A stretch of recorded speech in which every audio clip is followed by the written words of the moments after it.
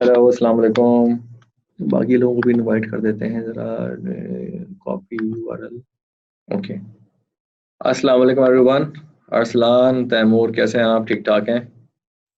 Let's wait for 3 4 minutes जब तक बाकी लोग भी आ जाते हैं। आई am gonna just send this link on our WhatsApp. जैसे ही ये व्हाट्सएप मेरा खुलता है, वही लिंक एप्लीकेबल है ना? मतलब वही लिंक, उसी लिंक से आप लोग आए ना? ठीक है जी। All right, I am gonna just start this word file. मैं ये वर्ड फाइल खोल लेता हूँ आपके सामने। This is live webinar. Let me just share this file first with you ताकि आपको नजर आए मैं कर क्या रहा हूँ। तो मैं शेयर कर देता हूँ this word file. All right, चलें, गुड हो गया। So now you can see this file everyone. मेरी आवाज आ रही है आप लोगों को? हाँ जी। वालेकुम अस्सलाम। कैसे हैं शुजात हसनैन साहब? सी एस शुजात हसनैन साहब। वैसे हमारे यहाँ रिवाज शुरू नहीं हुआ, वैसे जैसे इंजीनियरों ने शुरू कर दिया ना, डॉक्टरों की तरह लगाना शुरू कर दिया है इंजीनियर अली और इंजीनियर जो है वो अहमद। इस तरह से, बट हमारे यहाँ ये रिवाज शुरू नहीं हुआ जनाब। How many people are here now? 7 लोग तो आ चुके हैं, मेरे ख्याल में हम शुरू करेंगे। We will not wait any more. So punctuality should not be penalised. जो लोग आ चुके हैं, सो हम स्टार्ट करते हैं जी live webinar. The date is, बल्कि डेट को डालना खास मायने नहीं रखता। लाइव वेबिनार है हमारा सी फैब 6 का। और फिर हमारे पास आज का जो एजेंडा है ये है, will do one question drawing. ठीक है जी। दिस वाज प्रैक्टिस के 2 का जो क्वेश्चन है, it's basically about control weakness.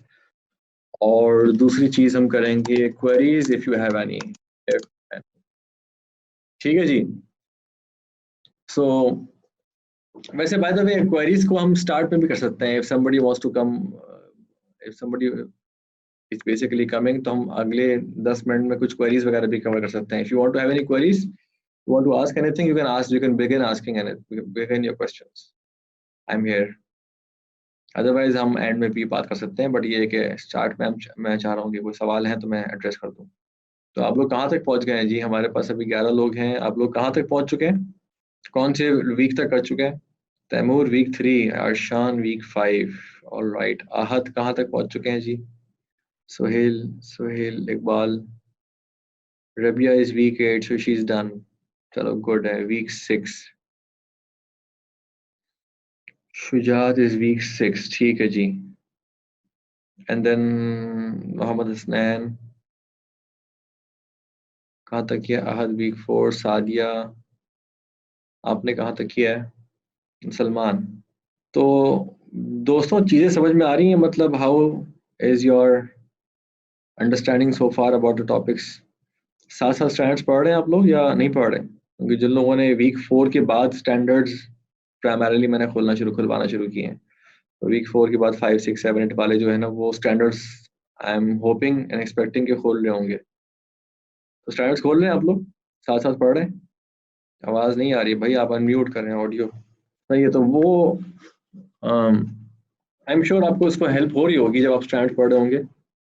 मेरी आवाज़ क्यों नहीं आ रही है? बाकी लोगों को आ रही है भाई, इसलिए शायद जवाब भी दे रहे हैं, but why can't you hear Umar? सही है। तो उमर, आवाज़ पता नहीं आप लोग को आ रही नहीं आ रही? सब लोग, आप लोगों को आवाज़ आ रही है मेरी? कितने लोगों को आवाज़ आ रही है? Please let me know. आ रही है अरशान, ठीक है। बेहतरीन, चलें, गुड है, गुड है। वालेकुम सलाम हसनैन, कैसे हो? बिल्कुल ठीक ठाक, बेहतरीन। अल्हम्दुलिल्लाह, आपकी दुआ है। आप सुनाएं, कैसे हैं हसनैन? ठीक है। चलें, बेहतरीन, बेहतरीन।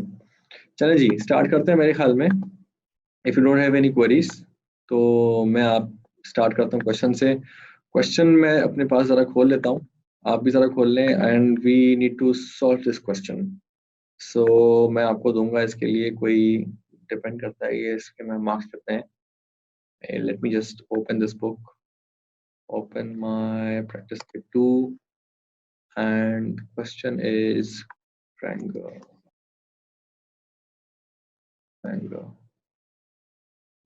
अच्छा, ये पेज नंबर 7 पे है हमारे।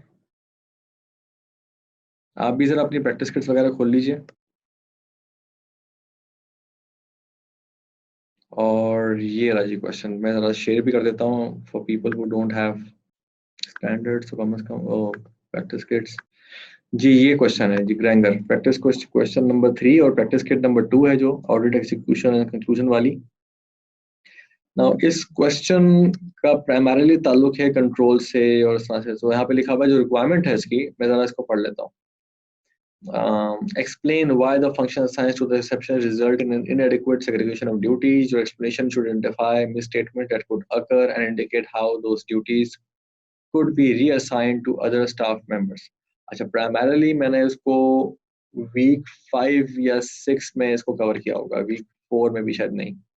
तो जिन लोगों ने week 5 और 6 किया हुआ है उनके लिए डेफिनेटली ये ज़्यादा हेल्पफुल होगा। जिन लोगों ने नहीं किया हुआ उनके लिए वो अपनी जितनी प्री लेक्चर अंडरस्टैंडिंग की बेसिस के ऊपर उसको देख सकते हैं, अटेम्प्ट कर सकते हैं। सेग्रीगेशन ऑफ ड्यूटी जो कैफ 9 में उन्होंने पढ़ा उसकी बेसिस के ऊपर उसको देख के उसको इंटरप्रेट कर सकते हैं या उसको सॉल्व कर सकते हैं। बट इवन देन अगर आपने लेक्चर नहीं भी लिया तब भी आपको बड़ा हेल्प करेगा। तो ये वीक 5 और 6 के अंदर इसमें इसको कवर किया गया है।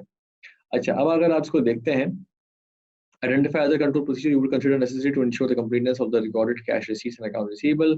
अब ना मैं ये चाहता हूँ कि अब आप question number part number A जो है ना वो आप कर रहे हैं, उसका नंबर उसका ए का 1 पार्ट 1 करें। ठीक है जी, ए का भी पार्ट 1 करें। तो इसको आप अटेम्प्ट करें। This is an 8 mark question. 8 mark के लिए मैं आपको देने वाला हूँ 15 मिनट। ठीक है जी, 15 मिनट के अंदर आप इसको सॉल्व करें and then let me know कि आपने क्या पॉइंट्स निकाले हैं और कैसे निकाले हैं। इसमें 3 चले आप इसको पढ़ेंगे तो आपको समझ में आएगा। I want you guys to read this question and then identify these problems with the segregation of duties for the functions assigned to the receptionist. ठीक है जी, चलिए let's now attempt this question. मैं अब अपनी word file की तरफ उसको लेके जाता हूँ and in my word file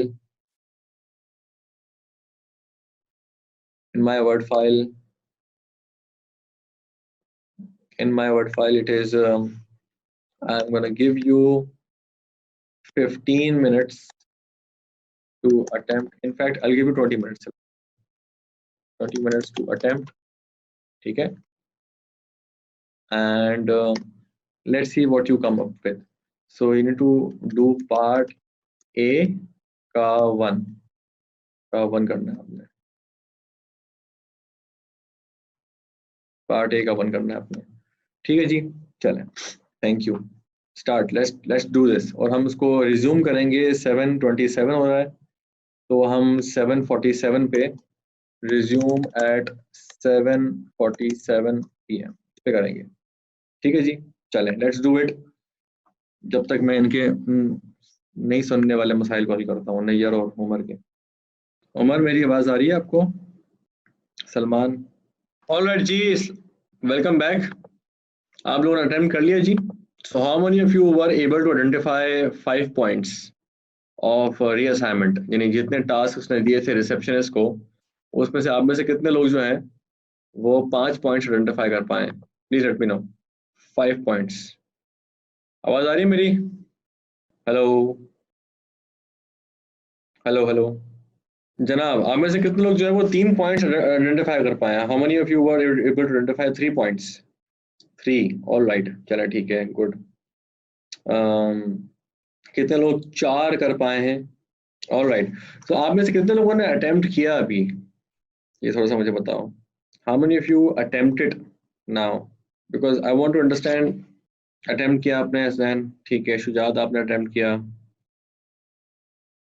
आयशान आपने अटेम्प्ट किया, रबिया आपने अटेम्प्ट किया, थैंक यू। सही है, अटेम्प्ट करना बहुत इंपॉर्टेंट है। प्लीज़ आप इस टाइम को ज़ाया नहीं कीजिएगा। यानी please don't take this time as a time जाके आप कुछ भी कर लें और उसके बाद फिर तो ये डेफिनेटली मसला होगा। अगर आप अटेम्प्ट नहीं करेंगे तो it will not be very useful for you. So हाँ, अच्छा, बिल्कुल सही बात है। स्ट्रक्चर करने का थोड़ा सा मसला आता है क्योंकि ये बेसिकली हम जब भी सवाल करते हैं अटेम्प्ट, तो हमेशा सवाल को किस फॉर्म में प्रोड्यूस करना है आंसर को, इसके बारे में इमेजिन करना और सोचना बहुत इम्पोर्टेंट। तो let me just come back to my point, जो कि मैं आपको एक काम करता हूँ, what I can do is let me share this screen with you. I think मैं शेयरिंग कर रहा हूँ, तो मैं स्क्रीन को शेयर कर लेता हूँ। Let's share the entire screen. आपको नजर आ रही है मेरी पूरी स्क्रीन? ठीक है। सो अब मैं यहाँ पे इस क्वेश्चन को रख देता हूँ, ठीक है। So it's easy for me to actually move between the screens. तो मैं आपके सामने पढ़ता हूँ और कंट्रोल्स वाले एरिया से पर्टेन करता है। जिन लोगों ने ISA 315 अटेम्प्ट यानी ले लिया है वो लेक्चर, तो ISA 315 के अंदर बेसिकली आपको नजर आएंगे तमाम तर कंट्रोल्स के एरियाज, यहाँ पर मैंने हर एक कंट्रोल के बारे में वीडियो बना के एक्सप्लेन किया है। सो देखिए जनाब, जरा मैं पढ़ता हूँ इसको। Granger is a privately owned incorporated business that operates a garage which repairs and services motor vehicles. Most customers are required to pay by cash or check on collecting their vehicle. Credit accounts are available to business customers. These customers sign the invoice on collection of the vehicle and their business is billed monthly. Separate series of pre-numbered invoices are drawn up by foremen for cash sales and for credit sales. All customer accounts are maintained by the receptionist. His duties include the following. ठीक है जी, receptionist की जो duties हैं वो आप देख लीजिएगा क्या है। तो इस बेचारे को क्या कुछ करना है आप जरा चेक कर लें। कैश सेल्स, कैश सेल्स जो है उसके बारे में कहते हैं collect cash and cheque from customers on collecting their vehicle. ठीक है, जब वो गाड़ी लेने के लिए आएंगे तो उनसे कैश लेगा या चेक लेगा। ठीक है जी। At the end of the day, check the numerical sequence of cash invoices, cash sale invoices, जो कि हुई है issue. Add the sales total and agree the total to the amount of cash and checks received. जितना उसको cash मिला है उसके against में जितना इनवॉइसेस टोटल होगी उसको उसने अग्री करना है। Record the total cash sales in the cash receipts book. ठीक है, जो उसके बाद फिर उसको रिकॉर्ड कर लेगा डेली बेसिस पे। अब क्रेडिट सेल्स के बारे में क्या है? क्रेडिट सेल्स के बारे में obtain the customer signature on the copy of invoice of business account customers. ठीक हो गया, यानी बहुत सारी ऐसी गाड़ियां भी आती हैं बहुत सारी कॉर्पोरेट्स की, तो उनकी वो सिग्नेचर ले लेता है कि भाई इन ये जो साहब है, जैसे आप जब फर्म में जाएंगे, जब मैनेजर बन जाएंगे तो फिर आपकी जो गाड़ी होगी आप किसी भी उसको दे देंगे। उसके बाद जो आपका अप्रूव्ड फर्म का बंदा होगा रिपेयर का, उसको आप दे देंगे और उसके बाद फिर आप जब भी आप उसकी कराएंगे रिपेयर्स तो वो आप साइन ले लेंगे उससे। ठीक है जी। Enter the invoices in numerical sequence in the sales journal and post the customer's account in the account receivable journal. अब आपने एंटर करना है, ये भी इसका काम है। Send monthly statements to credit account customers and follow up overdue accounts. List the balances on the account receivable journal at the end of the month and reconcile the total with the account control account. अब देखें, चले एक काम करते हैं, हमारे पास इस सवाल को पढ़ने के एंड में आपको यहाँ पे लिखा हुआ है all make up the day's banking and cash and both cash sales, ये सारी बातें यहाँ पर नजर आ रही हैं। फिर कह रहा है एंड में all other accounting duties are responsibility of 2 other further accounts clerks and all are subject to supervision by garage manager. तो बेसिकली इनकी टीम में 3 लोग हैं और ऊपर गैरेज मैनेजर है। ठीक है जी। गैरेज मैनेजर के नीचे अकाउंटेंट 2 क्लर्क्स हैं, क्लर्क 1 क्लर्क 2 कह लेते हैं इसको, और एक रिसेप्शनिस्ट है।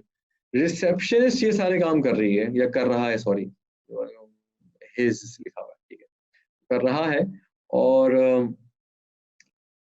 और इस रिसेप्शनिस्ट की ड्यूटीज कहाँ पे एसओडी से इनएडिक्वेट हैं वो हमें मालूम करना है। So explain why the functions. देखिए व्हाई का क्वेश्चन पूछा गया है, तो you have to answer with reasons. How many of you gave reasons for your answers? कि भाई ये बहुत सारे लोग सिर्फ बता देते हैं कि भाई इसको नहीं होना चाहिए या inadequate है, but why नहीं बताते? So how many of you were able to find out why or identify or write why for your answers? कितने लोग लिख पाए थे why? And they are reasonably sure कि हाँ उनका why सही भी था। कितने लोगों ने नहीं लिखा why? Answered why, you answered why, right? Okay. Identified why without why sir. अच्छा, तो वाई आप भूल गए थे। अच्छा, मैं अगर एक एक्सपेरिमेंट करना चाह रहा हूँ, I want to have everybody और सबका अगर मैं अनम्यूट कर दूं so everybody can speak. So क्या आपके अराउंड में ऐसा एनवायरनमेंट है कि हम आपस में गुफ्तगू और बात भी कर सकें? So you can let me no. मैं सिर्फ एक्सपेरिमेंट कर रहा हूँ छोटा सा यहाँ पे। काफी सारे लोगों की अराउंड में, जिन लोगों की अराउंड में नॉइज आ रही है वो अपना बस म्यूट कर लें, बाकी लोग they can speak. Yes, sir. चलें, गुड है। So I want to have a much better interaction. Actually मेरा ऑब्जेक्टिव ये, if this can happen it's nothing better than this. तो जो लोग बिल्कुल ही क्वाइट एनवायरनमेंट में बैठे हुए ना, वो लोग अपना अनम्यूट कर लें and they can speak whenever they want to. Good है, बेहतरीन बेहतरीन। सो अब मुझे बताओ भाई कि how many of you were able to write why? कितने लोग ने वाई लिखा था? मेरे पास यहाँ पे AP आ रहा है। I can actually have a video as well. Everybody was... तो मैं कंटिन्यू करता हूँ, ठीक है। So explain the functions assigned to the receptionist result in the inadequate segregation of duties. देखिए, अच्छा मुझे जरा बताओ कि anybody who can explain me segregation of duties क्या होती है? What is the principle based on which you will say कि यार ये एक inadequate segregation of duties है? Can anybody tell me? मुझे बताओगे? Anyone who can speak? तो यहाँ पे कुछ लोगों के पास, सो मेजॉरिटी लोगों ने अपना म्यूट किया हुआ है। इसका मतलब प्रॉब्ली शायद they are not in environment जहाँ पे ये बात कर सकते हैं। So let me know by with on the chat what to you what is segregation of duties other than JD task? क्या मतलब यार, जेडी के टास्क के अलावा सेग्रीगेशन ऑफ ड्यूटीज यानी एसओडी इनएडिक्वेट कब होता है, यानी किस सिचुएशन में होता है, ये जरा मुझे बताओ। Because that concept is very important before we move ahead. To avoid error and fraud, okay. When task is performed by one person authorized and approved by other person, conflicting rights. Arshan, I want to go into deep into this. Conflicting rights से मुराद क्या है? कैसा conflict है? किस तरह का conflict है? कैसा conflict है ये? Conflict से मुराद क्या है आपकी? So रबिया ने बड़ा अच्छा बताया कि when task is performed by one person authorized and approved by another person. So this is an example of a SOD. But what is the principle of SOD? Principle क्या है SOD का? SOD का जो principle है वो बताओ। देखें, जो SOD का principle होता है ना, वो ये होता है कि यार देखें, जब आप एक आदमी को एक ऐसा फंक्शन या ऐसा टास्क देते हैं जिसको वो एक्चुअली बाद में अगर उसमें उसको कोई फ्रॉड करता है या उसका कोई एरर करता है, उसके अंदर कोई गलती करता है, कोई ऐसा टास्क देते हैं, तो उस काम को करने में इट इज इनएडिक्वेट। उमर ने एक अच्छा एक जवाब दिया। I want to repeat, I want to explain, I want to read this. It is inadequate where a person has been assigned a number of tasks where that person is responsible for preparation and reviewing. बड़ा वेग है यार, number of tasks से मुराद क्या? Prepare और review दोनों काम कर रहा हूँ। अच्छा चलो ठीक है। अब देखो एग्जाम्पल है, यहाँ पर भी एग्जाम्पल ही आपने बताइए। मैं बात कर रहा हूँ प्रिंसिपल की, मैं बात कर रहा हूँ असूल की। तो सेग्रीगेशन ऑफ ड्यूटीज का असूल है वो ये कहता है कि जो आदमी अगर एरर या फ्रॉड करे अपने काम के अंदर तो वो उसको छुपा ना पाए। मैं दोबारा रिपीट कर रहा हूँ, देखो बात सुनो। एक आदमी अगर कोई एरर करता है या कोई फ्रॉड करता है, अगर वो उसको छुपाने की पोजीशन में है तो फिर ये बड़ा मसला है। The person committing a fraud or an error should not be in a position to conceal that reality or a fact. That fact should not be concealed. इसको छुपाने की पोजीशन में ना हो। सो अगर एक इनएडिक्वेट सेग्रीगेशन ऑफ ड्यूटीज ये होगी कि अगर मेरे पास एसेट है, कोई कैश मिलता है, कोई इन्वेंट्री है, कोई ऐसा गुड्स मिलते हैं, अगर मैं उसको उस एसेट की कस्टडी भी मेरे पास है और उस एसेट को रिकॉर्ड भी मैं खुद कर रहा हूँ, इसका मतलब मैंने अगर उसमें से 2 नंबरी की उस एसेट को अगर फॉर एग्जांपल मैंने कम रिकॉर्ड किया, कम मैंने उसको डिस्क्लोज किया, मैंने कि मेरी कस्टडी में लेट सपोज 1000 रुपये आए, मैंने बताया मेरी कस्टडी में सिर्फ 800 रुपये आए और मैंने 800 को ही रिकॉर्ड किया, तो अब इनएडिक्वेट सेग्रीगेशन ऑफ ड्यूटी क्या हो गई कि मैं रिकॉर्ड करने और मैं कस्टडी ऑफ एसेट दोनों के लिए रिस्पॉन्सिबल हूँ। इसका मतलब मैं एक ऐसे 2 काम कर रहा हूँ जो कि आपस में कंफ्लिक्ट करते हैं। अर्शान ने जो लफ्ज इस्तेमाल किया वो आपस में कन्फ्लिक्टिंग ड्यूटीज हैं। वो जो कन्फ्लिक्टिंग ड्यूटीज वो क्यों कन्फ्लिक्ट कर रही हैं, वो इस उसूल की बुनियाद के ऊपर वो इस उसूल की बुनियाद के ऊपर कन्फ्लिक्ट कर रही हैं कि एक काम जिसके अंदर 2 नंबरी पॉसिबल है, वो 2 नंबरी दुनिया में तमाम 2 नंबरियां प्रिवेंट नहीं हो सकती, लेकिन तमाम 2 नंबरियां डिटेक्ट जरूर हो सकती हैं। तो अगर कोई 2 नंबरी पॉसिबल है तो उस 2 नंबरी को छुपाने की पोजीशन में भी अगर मैं नहीं हूँ, तो उसका छुपाने की पोजीशन में अगर मैं हूँ, इसका मतलब ये हुआ कि एक्चुअली ये कंट्रोल ना प्रिवेंटिव है ना डिटेक्टिव है। सो सेग्रीगेशन ऑफ ड्यूटीज इस प्रिंसिपल की बुनियाद के ऊपर ऑपरेट करती है। तो the person committing a fraud, the person committing a fraud, SOD is the person, मैं आपको नजर आ रहा होगा मेरे ख्याल में, the person committing error or fraud should not be in a position to conceal the fact at the least। ये है बेसिकली SOD का प्रिंसिपल। ये इस प्रिंसिपल की बुनियाद के ऊपर तमाम तरह सिस्टम डिजाइन होते हैं, तमाम तरह ड्यूटी सेग्रीगेट होती है, क्योंकि इसी प्रिंसिपल की बुनियाद। अब देखें यहाँ पे, अब आपकी जो एग्जांपल्स है, जरा मुझे बताओ कि व्हाट आर द एग्जांपल्स। एक अच्छी एग्जांपल बताई उन्होंने भाई कि भाई आप प्रिपेयर भी कर रहे हैं और रिव्यू भी कर रहे हैं।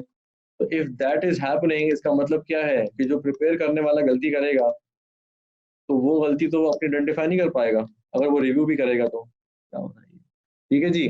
सो यहाँ पे ये इनएडिक्वेट सेग्रीगेशन ऑफ ड्यूटीज हो गई। प्रिपेयर करना और रिव्यू करना, ये खुद 2 काम ऐसे हैं जो कि एक्चुअली आप अगर करते हैं तो आप अपनी एरर या फ्रॉड आइडेंटिफाई नहीं कर पाएंगे, whatever you are preparing. ठीक है, आप रिकनसाइल कर रहे हैं या कुछ भी कर रहे हैं। तो एसेट्स की जो कस्टडी है, अब एसेट्स हर तरह के हैं, इंफॉर्मेशन एसेट भी है, कस्टडी है, इंफॉर्मेशन भी एक एसेट है। ठीक है, उसकी कस्टडी अगर आपके पास है, अगर आपके पास let suppose asset for example cash की फॉर्म में है, इन्वेंट्री के फॉर्म में, गुड्स की फॉर्म में है, सो इफ कस्टडी आपके पास है और रिकॉर्डिंग भी आपके पास है, तो फिर ये क्या हो जाएगा, ये एक इनएडिक्वेट सेग्रीगेशन ऑफ ड्यूटी की एग्जांपल है। और मुझे बताओ, आप ही मुझे एग्जांपल देंगे, बताइए। Processing payment also making bank reconciliation. So आप पेमेंट्स प्रोसेस कर रहे हैं और रिकनसाइल भी कर रहे हैं। Reconciliation is a detective control, reconciliation is not a preventive control. जब आप रिकनसाइल करते हैं और आप रिकनसाइल करने के अंदर बेसिकली आप आइडेंटिफाई करते हैं मिस स्टेटमेंट्स, आइडेंटिफाई करते हैं फ्रॉड, आइडेंटिफाई करते हैं इस तरह की चीजें। सो अगर प्रोसेस भी आप कर रहे हैं, पेमेंट भी आप कर रहे हैं, इसीलिए कहते हैं ट्रेजरी वाले लोगों को रिकनसिलेशन नहीं बनानी चाहिए। ये एक जनरल हमारा ML का पॉइंट होता है जब आप जाते हैं ऑडिट में। तो ट्रेजरी वाले लोग क्या करते हैं, ट्रेजरी वाले लोग पेमेंट्स कर रहे होते हैं, वो पेमेंट शेमेंट करते हैं, वो बैंक अकाउंट को मेंटेन करते हैं। तो रिकंसिलिएशन कौन करे, रिकंसिलिएशन करे कोई बंदा जो अकाउंटिंग का बंदा हो, जो कि फाइनेंस का बंदा नहीं हो। फाइनेंस और ट्रेजरी के पास अकाउंट होता है, अकाउंट को मेंटेन करते हैं, यानी बैंक अकाउंट को मेंटेन कर रहे होते हैं, यानी कि वो उनके पास कैश का कस्टडी होती है एक तरह से, यानी बैंक की कस्टडी होती है बैंक अकाउंट की। और रिकंसाइल जो करती है वो कंपनी का अकाउंटिंग डिपार्टमेंट करता है। तो और वहां से वो आइडेंटिफाई करते हैं कि भाई यहाँ पे मसला आ रहा है या नहीं आ रहा, अनरिकॉर्डेड क्या है क्या नहीं है। तो ये बेसिकली है। गिव मी सम मोर एग्जांपल्स। पर्सन मेकिंग जेवी is also posting them in, जो जेवी बना रहा है और पोस्ट भी कर रहा है। तो इसका मतलब क्या है कि वो तो यानी प्रिपेयर में और रिव्यू में, इसका मतलब आपने 2 बातें कर रहे हैं ना यहाँ पे। एक बंदा जो बना रहा है जेवी, बेसिकली वो किसी ना किसी कंप्यूटेशन, किसी ना किसी बेसिस के ऊपर कोई जेवी बना रहा होगा। और सुलेमान साहब कहते हैं उसको पोस्ट नहीं करना चाहिए। जो पोस्ट कर रहा हो डेफिनेटली वो रिव्यू भी कर रहा हो। तो बनाने वाला और पोस्ट एंड रिव्यू करने वाला बंदा अलग होना चाहिए। बिल्कुल सही कह रहे हैं आप, wonderful. Give me more examples, anybody. और क्या एग्जांपल है? तो ये तो हमने सिर्फ कैश और पेमेंट शेमेंट की बात कर ली। प्रोक्योरमेंट के अंदर कोई एग्जांपल है आपके पास? प्रोक्योरमेंट के अंदर what is the segregation of duty in procurement? Procurement के अंदर क्या सेग्रीगेशन ऑफ ड्यूटी की एग्जांपल आती है? तो 2 ऐसे काम जो कि प्रोक्योरमेंट में नहीं होने चाहिए आपस में, जस्ट टू फाइंड आउट कि यार आप लोगों की अंडरस्टैंडिंग कहाँ पहुंची है। प्रोक्योरमेंट के अंदर ऐसे कौन से 2 काम हो सकते हैं जो कि प्रोक्योरमेंट फंक्शन में या परचेज फंक्शन में, जो कि एसओडी का प्रिंसिपल वायलेट करते हैं? For example posting of vendor invoice by one person and processing of payments by another person.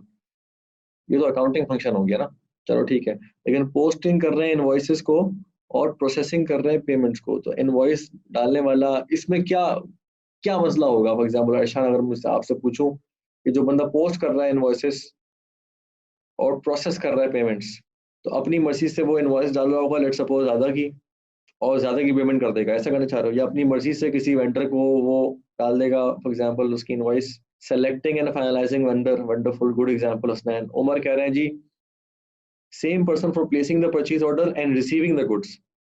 तो जिसने परचेज ऑर्डर रेज किया है वो गुड्स भी रिसीव कर रहा है। इसमें आप ये भी तो बताएं कि सोचें कि इसमें रिस्क क्या आएगा इन एडिक्वेशन। हाँ बिल्कुल ठीक है। हाँ अर्शान ठीक है, agree with that. So Umar, Umar आप कहते हैं जी, same person for placing the purchase order and receiving the goods, making supplier statements, जो परचेज ऑर्डर बना रहा है वो supplier statement, getting codes and approving prices, that's a very good example Hasnain. अच्छा, Salman, person responsible for making purchase order is also responsible for AMAW, मुझे कहते हैं private में, getting quotation and approval, approve भी करना उस कोटेशन को। हाँ डेफिनेटली, कोटेशन भी अगर आप ले रहे हैं और आप अप्रूव भी कर रहे हैं तो फिर आप अपनी मर्जी के वेंडर के साथ ही काम कर सकते हैं। सो प्रोक्योरमेंट के अंदर बड़े मसाइल आ सकते हैं, प्रोक्योरमेंट के अंदर बड़े मसाइल आ सकते हैं। चलें, let's come back to this question. थोड़ा सा हमें अंदाजा हो गया कि किस किस तरह के काम जो है ना वो सेग्रीगेशन ऑफ ड्यूटीज के अंदर हो सकते हैं। तो फॉर इंस्टेंस मैं अगर आपको छोटे 2-3 एग्जांपल्स दूं, फॉर एग्जांपल प्रोक्योरमेंट के अंदर अगर मैं वेंडर को सेलेक्ट कर रहा हूं और वेंडर को ये कह रहा हूं कि आप मुझे कोटेशंस दें, तो डेफिनेटली ये एक मसला है, क्योंकि एक ही बंदा अगर ये दोनों काम कर रहा है तो बड़ा मसला है। सेल्स में अगर मैं एग्जांपल दूं, देखिए एक आदमी के पास सेल्स करने की भी राइट है और सेल्स को राइट ऑफ करने का भी राइट है, तो फिर ये सेग्रीगेशन और ड्यूटीज का मसला है। क्यों? क्योंकि वो सेल्स बढ़ाएगा बिकॉज उसको बोनस चाहिए शायद सेल्स बढ़ाने के लिए, टारगेट मीट करना है, और राइट ऑफ करेगा बिकॉज लेट सपोज अगर उसने फिक्टिशियस सेल्स कर दी, तो फिक्टिशियस सेल्स करने में आपकी सेल्स तो बढ़ रही होंगी but at the same time आप राइट ऑफ भी करा रहे होंगे, ताकि वहां से सेल्स करते रहे, वहां से राइट ऑफ करते रहे, सेल्स राइट ऑफ, तो टारगेट भी मीट हो रहा है, पैसे भी नहीं कंपनी में आ रहे, और कंपनी टारगेट मीट होने की वजह से बोनस भी दे रही है सेल्स मैनेजर को। सही है, तो इस तरह के मसाइल हो सकते हैं। फॉर एग्जाम्पल आप सेल्स सेल्स सेल्स पर्सन है, आपके पास डिस्काउंट देने की अथॉरिटी भी है और आप सेल्स भी कर रहे हैं, तो डिस्काउंट देने की अथॉरिटी आपके पास नहीं होनी चाहिए, discount should be pre approved. अगर डिस्काउंट आप अपनी मर्जी से दे सकते हैं सेल्स वाले बंदे के पास, अगर ये अथॉरिटी है, खुली छूट है उसके पास कि वो किसी को किसी भी परसेंटेज का डिस्काउंट दे सकता है, तो फिर ये एक कंट्रोल वीकनेस है। सो वो डिस्काउंट की authority should be somewhere up and up in the order, up in the hierarchy, तो वो कोई और दे सके डिस्काउंट और यहाँ पे।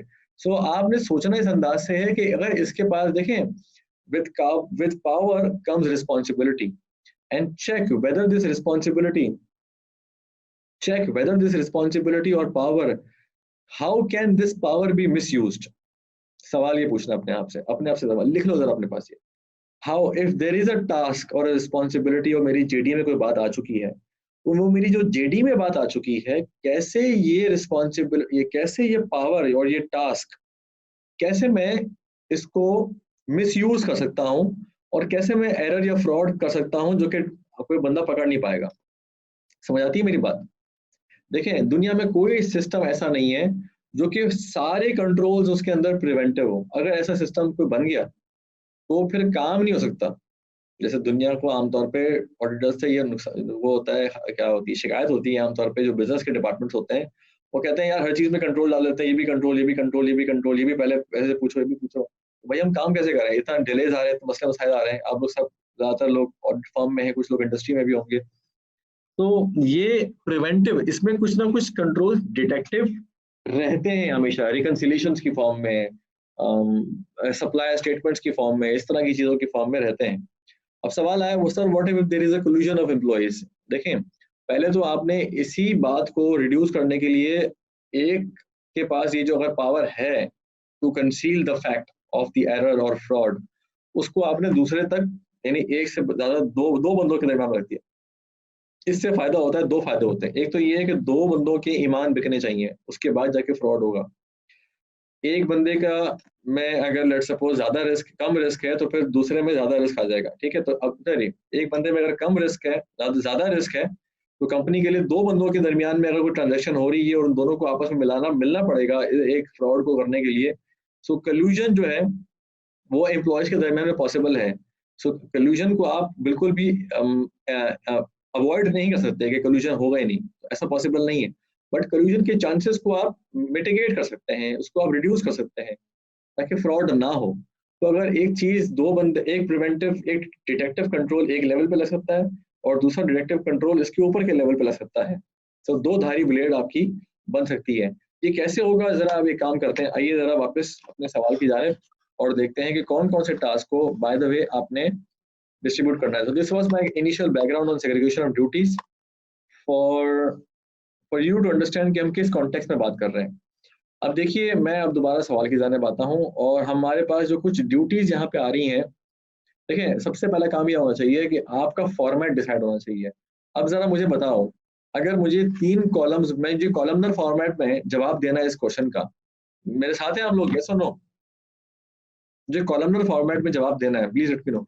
मुझे कॉलमनर फॉर्मेट में मुझे अगर जवाब देना है तो मैं 3 कॉलम्स में क्या क्या लिख रहा हूँ। जैसे मैं अगर ऑडिट रिस्क का क्वेश्चन कॉलमनर फॉर्मेट में देता हूँ, जवाब दूँ, तो मैं लिखूंगा भाई पहले में आएगा ऑडिट रिस्क, दूसरे में आएगा ऑडिट प्रोसीजर्स, ऐसे ही आएगा। तो कॉलमनर फॉर्मेट में ऐसे होता है। अगर मुझे बताओ कि अगर मुझे इसका जवाब कॉलमनर फॉर्मेट में देना हो तो मैं क्या 3 हेडिंग्स बनाऊंगा कॉलम के ऊपर। देखो, it's very important to understand how और एंड इमेजिन कि how this question will be answered. जरा मुझे बताओ कि क्या आने चाहिए आपके, बताओ what are the 3 things that you will be able to write. Control weakness आएगी, अच्छा। सो आप कह रही हैं जी 3 कॉलम में अगर बनाता हूँ, लेट सपोज ये मेरे पास 3 कॉलम्स आ गए या 2 कॉलम्स आ गए। पहला कॉलम क्या है? कंट्रोल वीकनेस, आप कह रही हैं कंट्रोल वीकनेस। दूसरा कॉलम क्या है? कंट्रोल ऑब्जेक्टिव, ये कहना चाह रही हैं आप, कंट्रोल ऑब्जेक्टिव। और तीसरा कॉलम क्या है बताइए? या कोई नहीं, बस ये 2 कॉलम आएंगे। सवाल देखिए, सवाल क्या है, मैं दोबारा सवाल की तरफ आता हूँ। देखें, आपको एग्जामिनर को ये हेल्प करनी है उसको समझने में कि आपने जो जवाब दिया है ना, वो इस सवाल का जवाब दिया है। सवाल could be drafted in many ways. 2 बातें आ रही हैं इसके अंदर, मैं जरा इसको कॉपी पेस्ट करता हूँ। एक कह रहा है जी explain why functions assigned to the receptionist result in inadequate segregation of duties. Your explanation should identify misstatements. Identify misstatements करनी है भाई, that could occur and indicate how those duties could be reassigned to other, ये भी बताना है। अब इसका जवाब मैं कैसे लिखूंगा जरा मुझे बताओ। पॉसिबल मिसस्टेटमेंट्स, एक साहब कह रहे हैं पॉसिबल मिसस्टेटमेंट्स, पहले कॉलम में ये आएगा। उमर कह रहे हैं जी पॉसिबल मिसस्टेटमेंट्स, और दूसरे कॉलम में आएगा रीअसाइनिंग ड्यूटीज। सो यू सी क्या कहते हैं रबिया, आपके फॉर्मेट में क्या इशू है? कंट्रोल वीकनेस आप बता रही हैं, for example identify misstatements, how those duties could be reassigned, आपने ये बात तो लिखी नहीं। So please let me know कि आप किस फॉर्मेट में, देखिए मैं बहुत इंपॉर्टेंट बात हो रही है यहाँ पे, जरा बताइए मुझे। उमर ने बताया MAW कहते हैं जी कंट्रोल वीकनेस, और रिस्क आएगा, और तीसरे कॉलम में आप कह रहे हैं कि आना चाहिए क्या? रिकमेंडेशन। रिकमेंडेशन के अंदर आप बेसिकली ये बता रहे हैं कि रीअसाइनमेंट, मेरी असम्पशन यही है, यही कह रहे हैं आप? MAW प्लीज आप चेंज कर सकते हैं अपना नाम ताकि मुझे समझ में आए, या फिर अपना बता दें। अवेश नाम है आपका, क्या है? अच्छा, ऊपर कुछ लोगों ने लिखा था control weakness, risk, recommendation, inadequate segregation of duties, possible misstatement and duties to reassign। ये कह रहे हैं जी inadequate, तैमूर कह रहे हैं, तैमूर कह रहे हैं inadequate segregation, possible misstatement and duties to reassign, ये 3 बातें कर रहे हैं। ठीक है जी। Control winner shall state possible misstatement and control operator shall state in the form of reassigning duties। Control objective, ये बड़ा मुश्किल काम है कि आपने इसको इस फॉर्म में लिखना। बहरहाल चलें, अब मैं देखें, अगर आपने सबसे पहली बात तो करनी चाहिए कि आपने why the function assigned to reception result in inadequate segregation of duties। So मैं I would try to use a simpler format। मैं बोलूंगा यहाँ पे, पहले तो मैं बोलूंगा भाई किस टास्क, किस, क्योंकि बहुत सारी, हाँ, इम्प्लीकेशन एंड रिकमेंड, हाफिज कह रहे हैं observation, implication and recommendation. Observation, observation के अंदर क्या आएगा, implication, misstatement, recommendation, observation, implication, recommendation, ठीक है। सो अच्छा, इसको आप अलग अलग नाम से कर सकते हैं, but the central idea should be, इसमें तीन बातें हो रही हैं प्राइमरीली, तीन बातें हो रही हैं। पहली बात ये हो रही है कि यार किसी खास असाइनमेंट की बात होगी तो रिस्पॉन्सिबिलिटी असाइंड टू रिसेप्शनिस्ट, इसकी बात हो रही है। Basically if I am understanding correctly, Abdul Muiz जो है ना, हाफिज अब्दुल मुईज, यही बात कर रहे हैं कि यार क्या ऑब्जर्व किया, तो basically some there should be some assignment of responsibility, इसके बारे में वो कह रहे हैं कि यार ये ऑब्जर्व किया मैंने, ठीक है, या असाइंड रिस्पॉन्सिबिलिटी कह लें, ठीक है। दूसरी बात ये है कि possible misstatement, it could be a possible, there must be a possible misstatement in this because we don't exactly know कि अभी misstatement हुई है या नहीं हुई है, या इसको आप कह लें रिस्क कह लें, कोई भी आप बात कर सकते हैं। और तीसरी बात आपकी होनी चाहिए, बिकॉज हमें इसका ऑब्जेक्टिव, अगर मैं रबिया की बात को थोड़ा सा वो करूं, एक्सप्लेन करूं, जैसा मैं समझ रहा हूँ कि इस असाइनमेंट का ऑब्जेक्टिव बताना इस सवाल में नहीं पूछा गया कि इसका ऑब्जेक्टिव क्या है, इसके मसले क्या है वो बताइए, ठीक है जी। तो आप एक मसले को आइडेंटिफाई करके उसका रिस्क निकाल रहे हैं और फिर आप बता रहे हैं recommendation, it could be recommendation और इट कुड बी रीअसाइंड ड्यूटीज, ठीक है जी। तो ये तीन मेरे होंगे और मैं अभी इसको रिमूव कर रहा हूं, तो मैं इन तीन पे इसको लेके आ रहा हूं, ठीक है जी। अब एक काम करते हैं, वन बाय वन देखते हैं, इसको रीड करते हैं, लेट मी नो कि आपने कौन से इसके अंदर कौन से ड्यूटीज के अंदर क्या मसला निकाला है। आइए जरा देखते हैं जी। सो हमारे पास आ रहे हैं कुछ 7-8 ड्यूटीज आ रही हैं तकरीबन, कोई भाई सबसे पहले रिसेप्शनिस्ट, अब ये बात हो रही है सिर्फ रिसेप्शनिस्ट की, और हमारे पास तीन बंदे हैं, तो जरा आप इस तरह से जरा एक थॉट एक्सपेरिमेंट करें, जरा सोचें कि लेट सपोज आप गैरेज मैनेजर के साथ हैं। अच्छा एक मिनट दीजिएगा, ये एसी बहुत तेज हो गया। तो आप लेट सपोज ऐसे सोचें कि आप ना ये सिस्टम डिजाइन कर रहे हैं, आपके पास तीन लोग बैठे हुए, एक है क्लर्क 1, एक है क्लर्क 2 और एक है रिसेप्शनिस्ट। आप इन तीनों को आपने अपने कमरे में बुलाया, आपने बोला भाई आके बैठ जाइए मेरे पास। मुझे पता लगा है कि रिसेप्शनिस्ट के रात के 9-9 10 बजे तक बैठा होता है और ये 11 बज रहे होते हैं कभी कभार, इसकी जिंदगी कोई नहीं है, मतलब इसका तो इतना बुरा हाल हो गया है कि यार फर्म के लोगों का क्या बुरा हाल होगा। मतलब एक होता है कि यार बुरा हाल, एक होता है फर्म वाला बुरा हाल, एक होता है मतलब ये वो हाल जो कि इसका हो रहा है। अब ये तीसरे लेवल पे पहुंच गई कहानी। अब ये जो रिसेप्शनिस्ट है ना, इसकी जिंदगी को थोड़ा सा बेहतर बनाना है, तो आप लोग जरा इस पर सपोर्ट करें और आप मुझे बताएं कि अब जरा मिल के हम जरा आपके आपस की ड्यूटीज को जरा रीसाइन कर लेते हैं। तो आप गैरेज मैनेजर हैं और आप एज ए मैनेजर आपने इन तीनों को बुलाया और आपको जरा आपस में डिस्कस कर रहे हैं, तो जरा आपने पूछा भी रिसेप्शनिस्ट आप बताओ आप करते क्या हो। तो उसने बोला मैं कलेक्ट करता हूँ कैश और चेक कस्टमर से, जब भी वो कोई गाड़ी वाड़ी जो है ना वो लेने के लिए आते हैं तो मैं उनसे पैसे ले लेता हूँ। तो ये काम, अब अभी आप टीम से बात कर रहे हैं, अब मेरी टीम जो है ना, लेट सपोज आप है, ठीक है जी। तो अब आप मुझे बताएं कि ये काम इसको करना चाहिए या नहीं करना चाहिए, इसके अंदर कोई मसला है, कोई इसमें कोई इशू है, anybody who has identified an issue in this, या there is no issue in this, please let me know, is there issue in this और नॉट। ये काम रिसेप्शनिस्ट करे या नहीं करे, इसमें कोई मसला है एसओडी का, ये काम रिसेप्शनिस्ट कर ले, ठीक है कोई मसला नहीं है, there is no issue with this, तो ये काम तो बेसिकली ओके हो गया। तो यार ये काम तो कम से कम आप करें, या तो काम है आपका, तो फ्रंट ऑफिस वाला काम है। At the end of the day check the numerical state, sir आप फिर आप क्या करते हैं और इसके अलावा, चलें भी cash collection should be separated. आप हाफिज कह रहे हैं भाई सब कलेक्शन सेपरेट होनी चाहिए, किसको मिलनी चाहिए जरा बताएं। मैं एक काम करता हूँ, let me assign some names to these. तो मेरे पास जो है ना, मैं कह लेता हूँ कि हमारे पास 13 लोग हैं एक्चुअली इस ग्रुप में।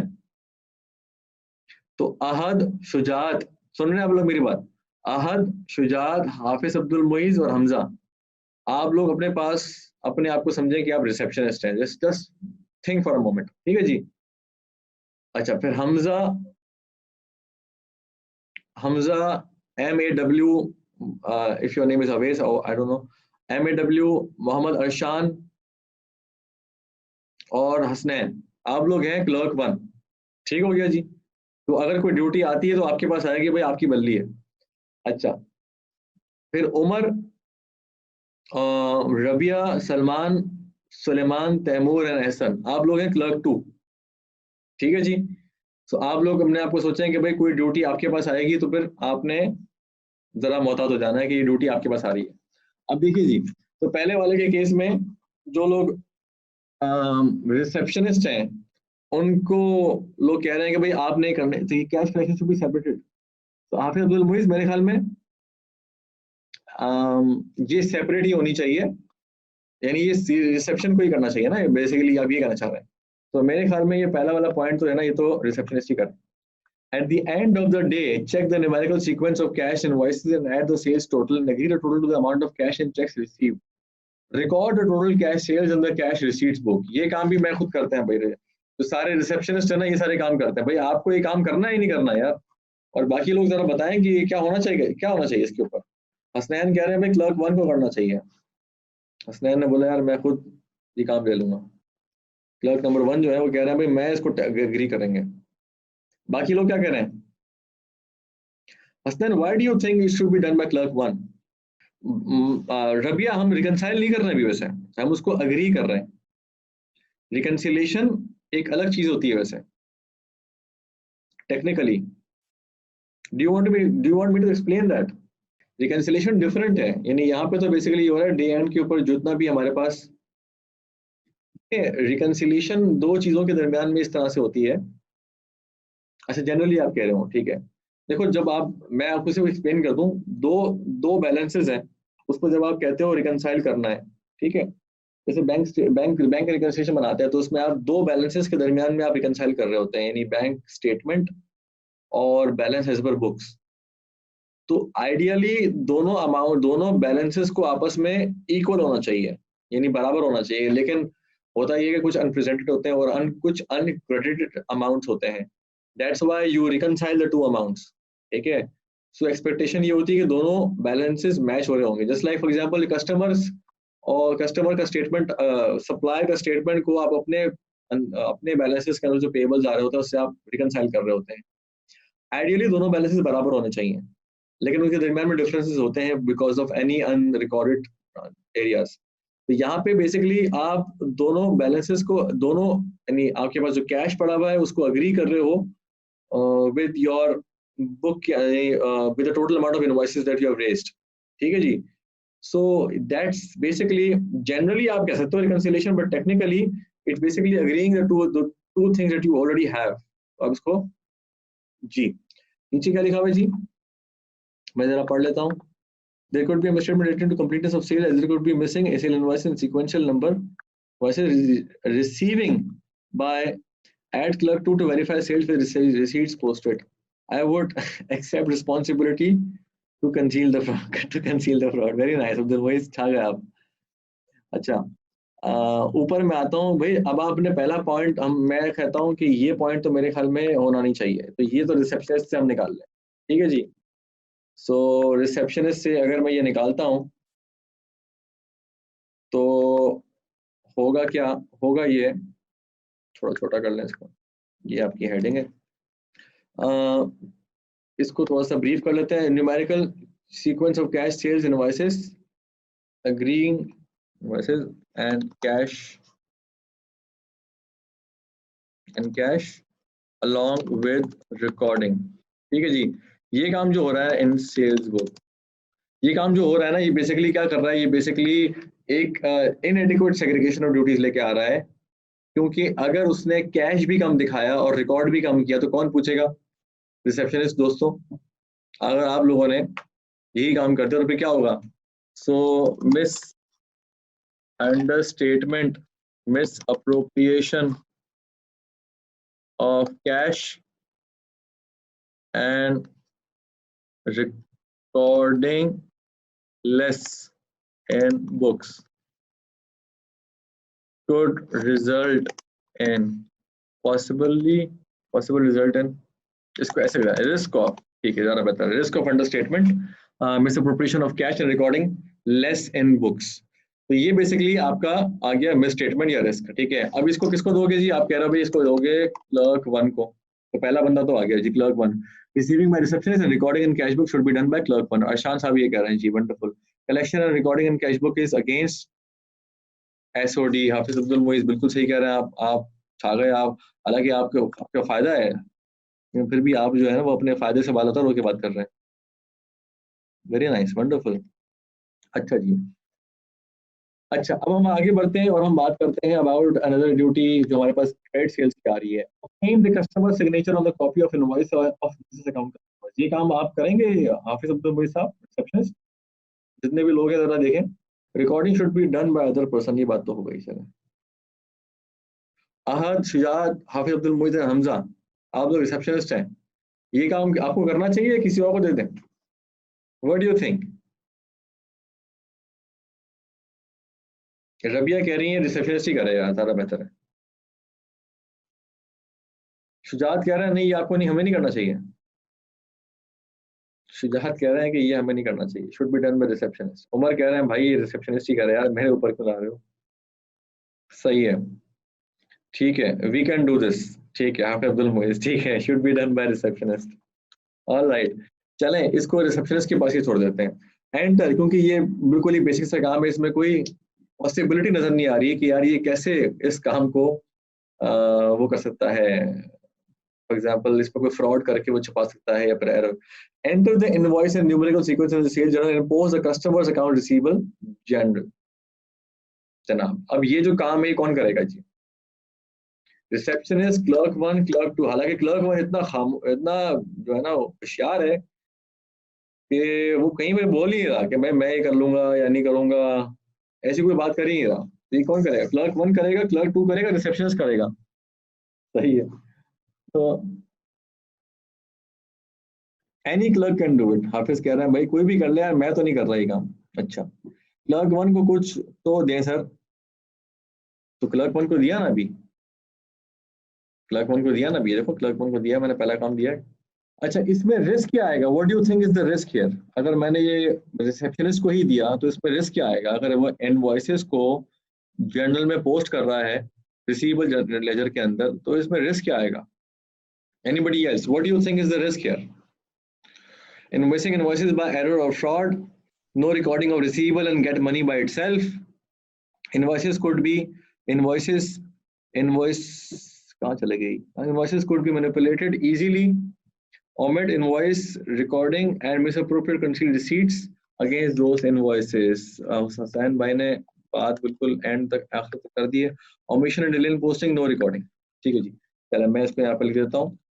यहाँ पे आ गया अमाउंट, ये इसका हुसैन भाई का जो है, ठीक है, पॉसिबल रिस्क ऑफ से स्टार्ट कर देते हैं। कमीशन और स्टेटमेंट, कमीशन या अंडर रिकॉर्डिंग कर सकते हैं आप, दोनों अल्फाज इस्तेमाल कर सकते हैं। And then you have what duty are we talking about? Post the customer account in the account receivable journal. ठीक है जी, ये बेसिकली काम है जो थोड़ा सा फटे वाला काम है। इसको आप क्या कह रहे हैं sir? In cash sale verification at the end should be done by clerk two. देखो अर्शान, आपका पॉइंट जरा मैं इस पे रिप्लाई करता हूँ, पहले जरा मैं इसको क्लोज कर दूं। इसमें क्या कहते हैं आप? रिसेप्शन से निकाल के क्लर्क वन को दें, क्लर्क टू को दें? इस वाले पॉइंट पे क्लर्क वन के पास जाना चाहिए काम कि क्लर्क टू के पास जाना चाहिए काम? अर्शान कह रहे हैं वन, रबिया कह रहे हैं टू। इसलिए कह रहे हैं कि भाई वाकई वो जो है वो खाली बैठा हुआ है वो। ठीक है, आप समझे क्लर्क टू थोड़ा सा सीनियर भी है, बराबर के लेवल के नहीं है, थोड़ा सीनियर लोग भी है सीनियर लोग। मेरे हिसाब से इसको आप क्योंकि देखें clerk one, entry done by clerk one, post by clerk two, ये क्या मतलब? एंट्री करेगा क्लर्क वन, पोस्ट करेगा क्लर्क टू। डन से मुराद क्या है? Done is not posting. देखें आपने यहाँ पे क्रेडिट सेल्स के बारे में आपने रिसेप्शनिस्ट से निकाल के क्लर्क वन को दो या टू को दो, मैटर नहीं करता, फर्क नहीं पड़ता। आप अभी क्लर्क वन को दे सकते हैं बिकॉज अभी क्लर्क वन के पास अभी भी कम काम है। ठीक है जी, तो हम स्टार्ट करते हैं क्लर्क वन से। हम कहते हैं क्लर्क वन को दे रहे हैं and then we will see कि हमें क्लर्क टू का रिस्पांसिबिलिटीज होगी क्या। रिसीवेबल एंड कैश दोनों क्लर्क वन को नहीं दे सकते। क्लर्क वन तो इनवॉइस पोस्ट कर रहा है, क्लर्क इनवॉइस पोस्ट कर रहा है, ठीक है। क्लर्क वन के पास कैश नहीं आता, कैश आता है रिसेप्शनिस्ट के पास, सही है। अब देखिए आते हैं अब अगले में, send monthly statements to credit customers and follow up overdue accounts. ये किसको काम मिलेगा भैया? ये काम रिसेप्शनिस्ट के पास तो नहीं होना चाहिए, साफ सी बात है। तो ये काम किसको मिलना चाहिए जरा बताओ? Send monthly statements to credit customers account 1 2 या कोई और? सुलेमान जाहिद कह रहे हैं भाई, सुलेमान जाहिद ने बोला मैं भी तो कुछ बोलूँ अब, क्लर्क 2। सुलेमान जाहिद आप है कौन? जरा जरा देखें उसी आप में से, आप क्लर्क 2 है। आपने बोला यार मैं बिल्कुल, ऐसा ना हो कि कोई काम मिले ही ना और बिल्कुल भी फारिग कर दे नौकरी से, तो यार मुझे भी कुछ काम मिल जाना चाहिए अब।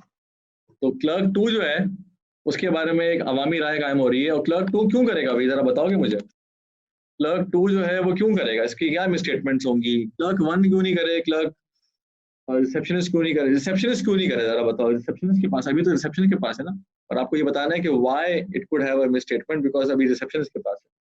सो think from the perspective of receptionist and then let me know कि मिसस्टेटमेंट क्या होगी, जरा ड्राफ्ट करेंगे, रिस्क क्या आएगा यहाँ पे, सोचे जरा, लिख के बताएं मुझे प्रॉपर तरीके से। रिस्क ऑफ करके शुरू करें।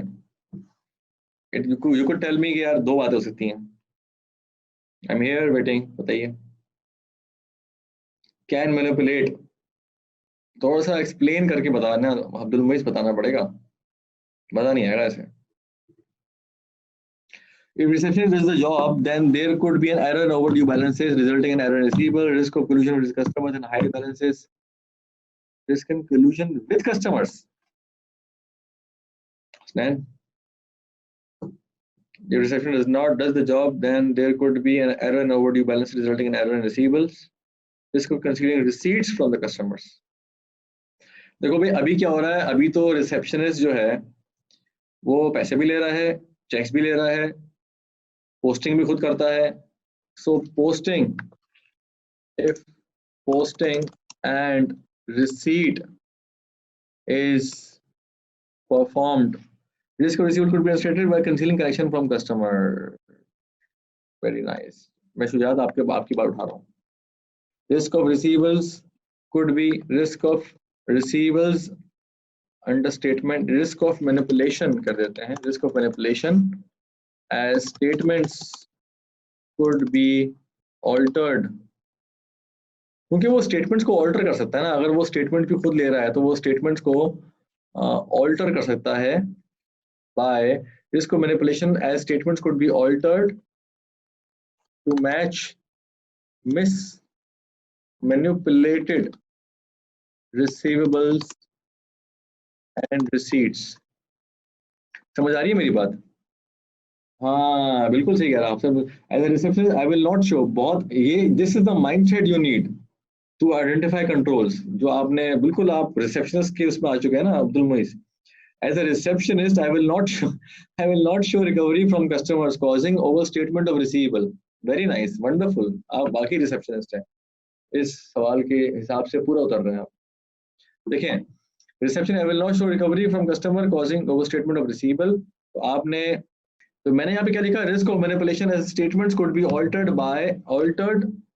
by receptionist to match manipulated receivables and receipts। तो अगर कोई बंदा पैसे ले, चेक ले, इनवॉइस भी रिकॉर्ड ना करे, ठीक है, और उसने वो दरम्यान रख लिया, तो अगर वो तो वो बेसिकली स्टेटमेंट्स से पता लग जाता अगर कोई और बंदा देख रहा होता, यानी अगर लेट सपोज क्लर्क 2 देख रहा होता तो वो आइडेंटिफाई कर लेता है कि यार ये इनवॉइसेस जो हैं, जो इतने पैसे आने थे और ये पैसे नहीं आए, तो भाई इसकी क्या वजह है, क्यों नहीं आए, ठीक है जी।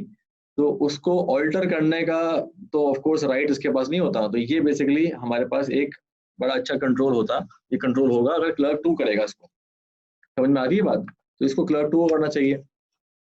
फिर हम आगे बढ़ते हैं और हम बात करते हैं list the balances on the receivables ledger at the end of the month and reconcile with control account ledger. ये कोई करेगा भाई? ये कौन करेगा? रिसेप्शनिस्ट करेगा या वो करेगा? रिसेप्शनिस्ट आप बताएं कि आप किस तरह का फ्रॉड करेंगे इसके अंदर, अगर आपने ये किया। How would you do a fraud और रिस्क, क्या रिस्क आएगा अगर आपने ये काम किया तो? कैसे करेंगे जी? इसको किसको करना चाहिए, क्लर्क 1, क्लर्क 2 या फिर रिसेप्शनिस्ट ही करें? What's your answer?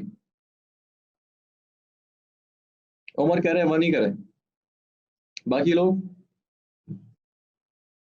रबिया कह रही है क्लर्क 2 करें। क्लर्क 1 अगर करेगा तो क्या मसला आएगा Rabia? What do you think would be a problem अगर उमर कह रहे हैं क्लर्क 1 करें? तो आपने क्लर्क 1 को क्यों नहीं दे रही हैं, आप क्लर्क 2 को क्यों दे रही हैं? Because probably you have a point in mind कि 1 के पास कोई ऐसी ड्यूटी आ रही है ना आफ्टर रीअसाइनमेंट, जो आप समझती हैं कि अगर उसके पास ये ड्यूटी भी आती है तो मसला हो जाएगा। क्लर्क 1 अगर करता है ना, देखो जरा सोचें इस बात पे कि क्लर्क 1 अगर करेगा यही काम तो कहाँ मसला आ सकता है?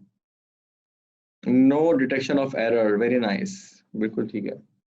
तो अगर क्लर्क 1 करता है तो उसमें कोई ना कोई डिटेक्शन ऑफ एरर, अगर कोई एरर करता है ना क्लर्क 1, तो क्लर्क 1 अपना गलती पकड़ नहीं पाएगा अगर वो रिकनसाइल कर रहा होगा, और अगर वो पकड़ेगा तो फिर वो शायद वो अपना गलती एक्सपोज नहीं करेगा, अपने आप को बताएगा नहीं, वो कोई छुपाने की कोशिश करेगा।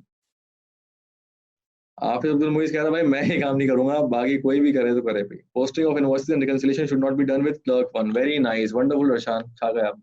इसी बात को आपने बड़े आसान अल्फाज में समझा दिया। तो क्लर्क 1 जो है list the balances, yes yes बिल्कुल ठीक कह रहे हैं। अभी तक किसी को क्लैरिटी में कोई मसला हो या कोई प्रॉब्लम हो तो you can ask me, I will try to explain you with an argument. यहाँ पे ये करेगा क्लर्क 2, सॉरी 3 तो है ही नहीं, और इसका आर्गुमेंट मैं उठाऊंगा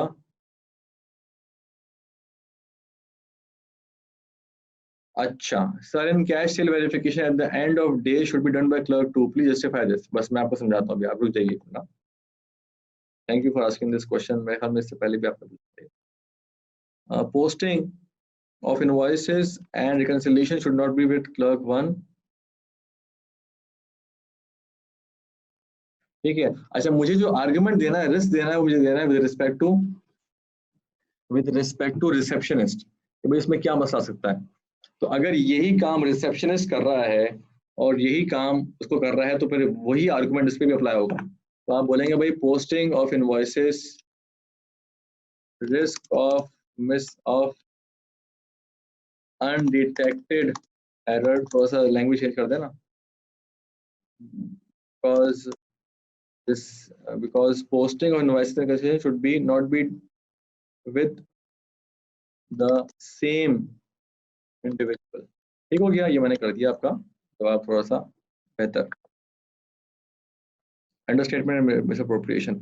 अच्छा ये जो जवाबात है ना, थोड़ा सा मैं इसके ऊपर थोड़ी सी अपनी एक मौदबाना और मासूमाना किस्म की क्रिटिक करता हूँ कि देखें आप, जब ये कहते हैं ना risk of understatement and misappropriation, ये शायद मेरे ख्याल में हमारे एमएल्स के अंदर और मैनेजमेंट लेटर्स के अंदर ना ये बड़ा एक स्टैंडर्ड जुमला हम लिख के छोड़ देते हैं, लेकिन आपको ना बड़ा स्पेसिफिकली देखिए, मैंने यहाँ पे ना बहुत स्पेसिफिकली बात की है, risk of undetected error because posting of, इसको मैं फ्रॉड भी कह सकता हूँ इसे, क्योंकि इसमें फ्रॉड भी पॉसिबल है, because posting of invoices and reconciliation should not be with the same individual. ये मैंने इसको डिफाइन किया है कि इन व्हाट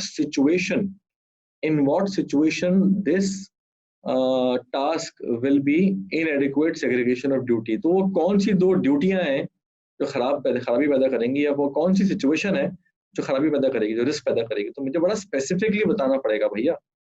तो आप लोग अगर बहुत जनरली बात करके चले जाएंगे ना आगे, तो एग्जामिनर आपके मार्क्स आपको काटेगा उसमें से और आपको नहीं देगा marks, because you have to give solid evidence that you know the idea, और वो सिर्फ स्पेसिफिक होकर नजर समझ में आएगा।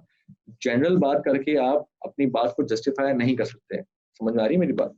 अच्छा अब मैं जरा इनके जवाब के सवाल की तरफ आऊँ। अर्शान कह रहे हैं जी कैश सेल को, thank you very much, cash sale verification at the end of day should be done by clerk 2। अच्छा मैं इसी सवाल को जरा बाकी लोगों की तरफ लेके चलूं, ये मुझे बताएं इस why it should not be with clerk 2 cash sale verification. ये मैं जरा आप मुझे बताएं, एनीबॉडी को would like to answer this question जो अरशान ने कहा है, कि आप मुझे बताएं, खतरनाक सवाल।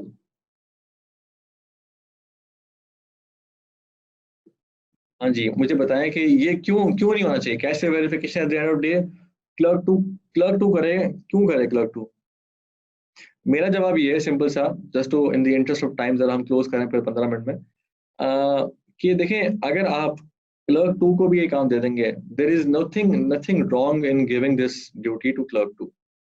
लेकिन अगर आप देखें एंड में आपके पास कैश आया, अब जरा प्रैक्टिकली सोचे ना, 3 बंदों की टीम है, गैरेज मैनेजर बैठा हुआ है यहाँ पे, ठीक है, 3 बंदों की टीम है, एक बंदा कैश ले रहा है, दूसरा बंदा आप कह रहे हैं कि भाई उसको टोटल करे, ठीक है, और तीसरा बंदा उसको पोस्ट करे।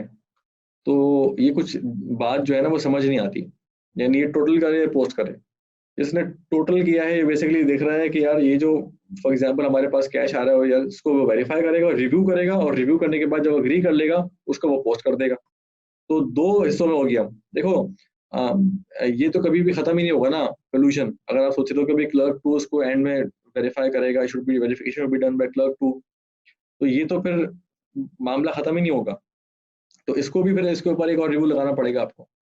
तो आप 2 हिस्सों में आपने तोड़ दिया एक ड्यूटी को। 2 ड्यूटीज हैं बेसिकली, एक है कलेक्ट करने की, दूसरी है रिव्यू करके पोस्ट करने की। आप कह रहे हो अगर रिव्यू कोई और बंदा करे और पोस्ट कोई और बंदा करे, तो बेसिकली पोस्ट करने वाले को भी रिव्यू करना है, क्योंकि वो बगैर रिव्यू के तो पोस्ट नहीं करेगा, और रिव्यू करने वाले को रिव्यू भी करना है। तो ये रिव्यू वाला काम दो दो जगह पे हो रहा है।